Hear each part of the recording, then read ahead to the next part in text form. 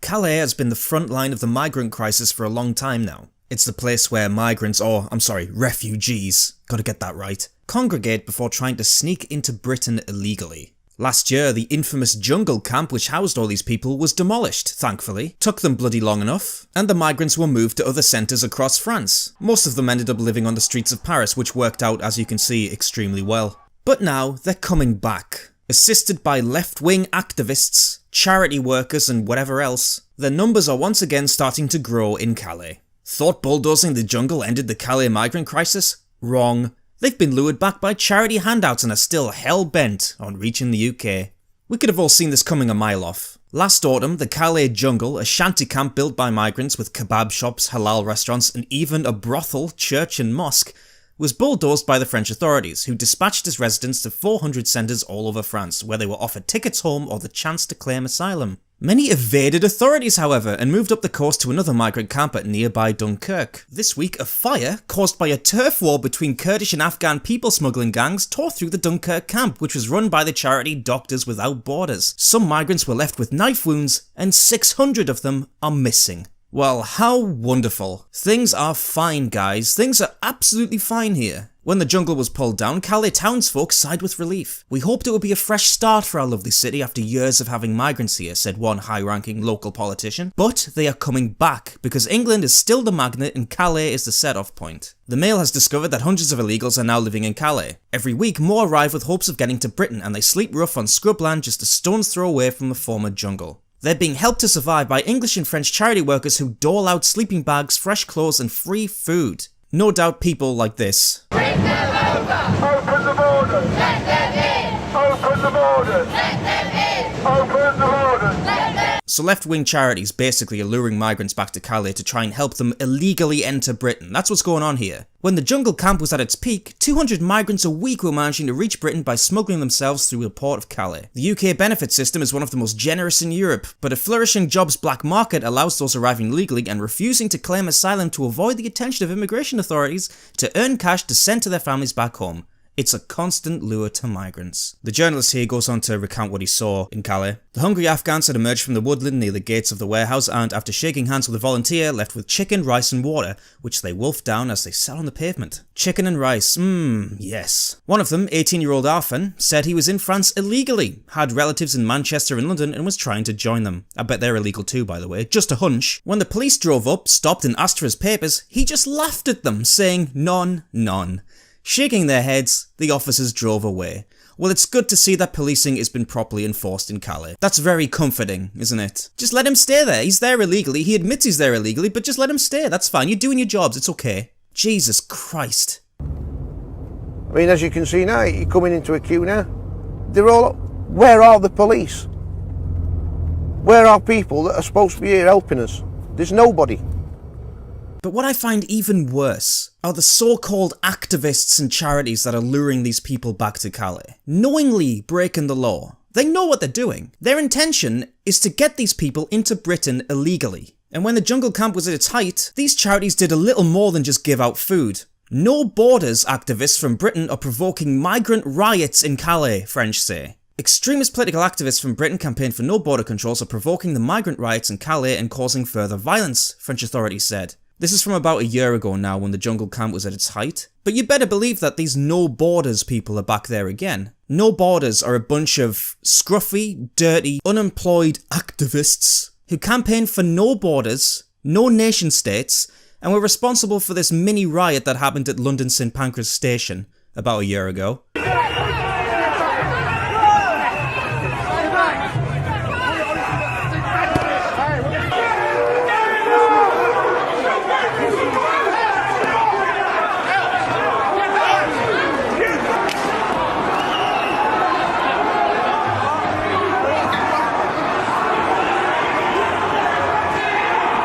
Look at them. Just look at these idiots.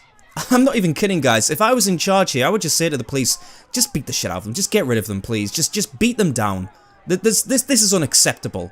These two women here, if I can gender them, I hope I'm not misgendering these idiots, but these two girls here, god damn it, just smash their faces, please. Get them out of my sight. People from this group also aren't the smartest bulbs. I'm sure you'll be shocked to hear. Is there's no borders? Yeah. Yeah, but we don't have journalists here.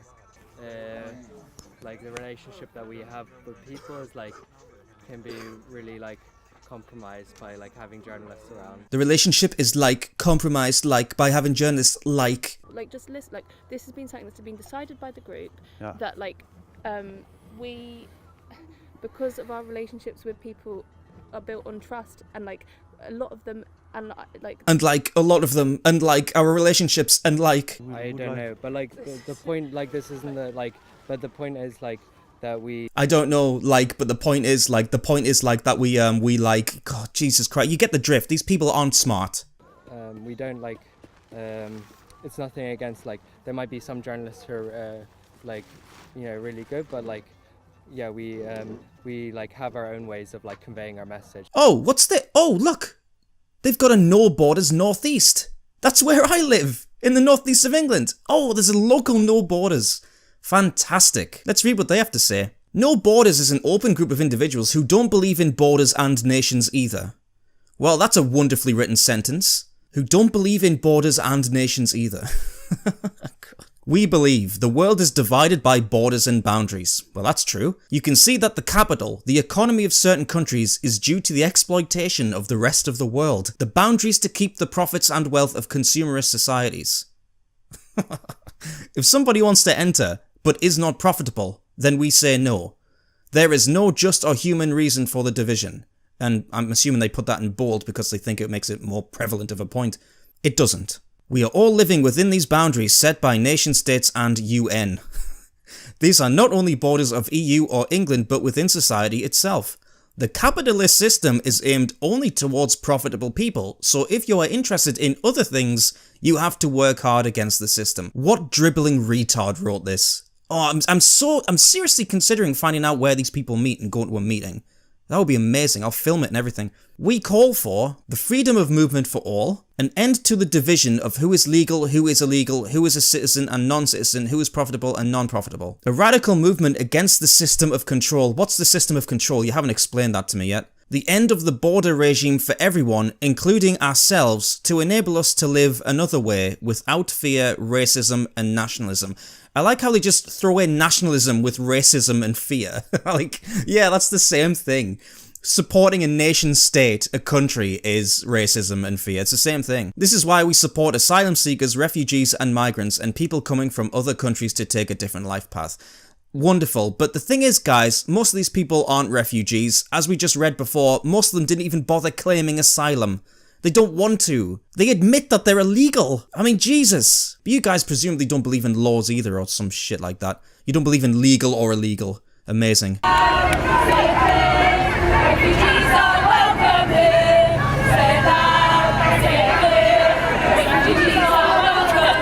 Now, while we can't have a laugh at people like this, and they are hilarious, don't get me wrong, their antics have real-life consequences here. When the jungle camp was at its peak, violence was an everyday occurrence. For example, look at this. British truckers have been threatened by asylum seekers wielding chainsaws, iron bars and concrete boulders outside of the port, which has been described as a war zone. Calais Mayor says migrant violence out of control as UK truckers urge troops on the streets. Lorry drivers now face being attacked 24 hours of the day by asylum seekers who want to stop their vehicles and smuggle away on board. We are seeing migrants in broad daylight setting fire to trees in the middle of the road, using the flames as protection as they throw missiles, rocks, bricks, even petrol bombs at innocent drivers who were just trying to do their jobs. And like I mentioned earlier, the no borders are directly implicated in supplying these migrants with the means to commit violence. Now, I'll make the point again, that was when the jungle camp was at its highest, but now that people are returning to Calais, expect these problems to come along again too. With these idiotic leftist charities sticking their stupid noses in. It's only a matter of time.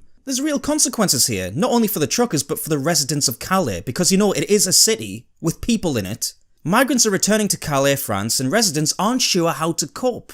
On the edge of town, Jean-Francois Gautoin runs an equestrian centre, alongside the site of the former jungle. He points to the brand new wooden fences the French government helped repair on his property after the dismantling of the camp, and he looks quite happy there, doesn't he? His fences are back. Everything was taken down, he says. He explained that migrants walked across his property every night to pick up any wood that could help them cross the deep water ditches separating the fields. They'd use his property as a shortcut to get to the gas stations on the other side where UK-bound trucks are parked and avoid police checks on the road. I could no longer take customers horseback riding along the paths there, he said, because the crowds would scare the riders and the horses too. And there were many frightening moments for Gratuan and his family, like the day he was taking his young girls horseback riding. A group of about 300 migrants showed up at the stables. I got my rifle out and shot in the air to disperse them, he said. That got him arrested. Even though 300 migrants were trespassing on his private property. Illegal migrants trespassing on his private property. He got arrested. He says those 2 years next to the jungle camp were traumatizing for his family who were barely recovering financially and psychologically. Somehow we are still haunted by all of this, he says. This is why it cannot start again. He says migrants should be helped, but he's afraid allowing charities to feed them may lead to chaos again. He doesn't really think that, he's just saying that for political correctness reasons. It seems anti-humanitarian to say this, he says, but if we start doing this again, I'm sure we'll have 10,000 migrants by the summer. And then what do we do? And he's absolutely right. If they're being actively lured back to Calais, all these problems are going to return. The violence, the fear. And this guy is just one person out of thousands of people in Calais who've probably had similar experiences. But really, these people don't matter because the refugees need helping, don't they? They're such poor little lambs. They need all of our help and all of our money too, by the way. Don't forget about that. I went to the camp on Sunday and I have never seen such a thing. People there are desperate to tell you their stories. There are children there. There are in the south side of the camp that they want to close down. There are over 300 unaccompanied children. Can't we think about the children? Won't we think about the unaccompanied children? You know, children like this young boy and this young boy. Can you remember that little lad that Lily Allen cried over? I apologise on behalf of my country. I'm sorry. Well, his father was an Islamist fighter. Just bring them all over. Him and his extended family, just do it. They need help. Cry me a river. People's patience for this is wearing very, very thin. This is just never ending, isn't it? The migrants were shooed about to different places. That didn't work, clearly. They just burnt them down. Now they're coming back because what they really want to do is just come to Britain. For the benefits. For the money. They're not asylum seekers. Most of them don't even claim asylum. They've admitted that.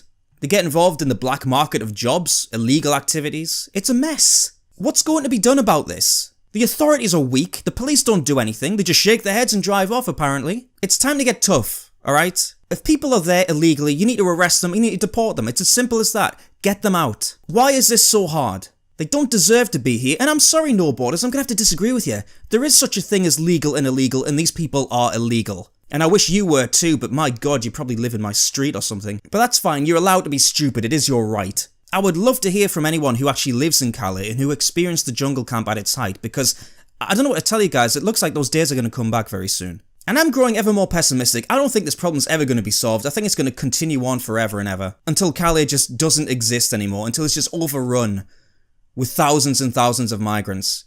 And the security won't be good enough to stop them hopping over the channel. Jesus Christ. Do you agree with me? Round them up and deport them? Let me know down below. What a mess.